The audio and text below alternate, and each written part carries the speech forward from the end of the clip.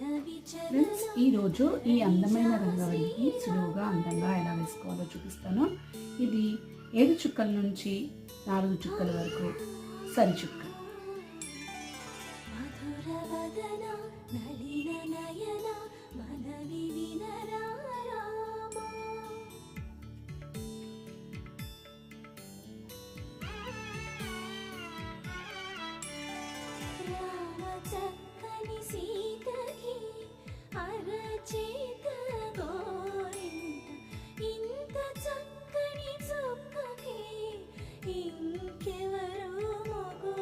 ఇలా ఈ అందమైన రంగవల్లిని సులువుగా అందంగా మీకు నచ్చిన రంగులతో వేసుకోవచ్చు.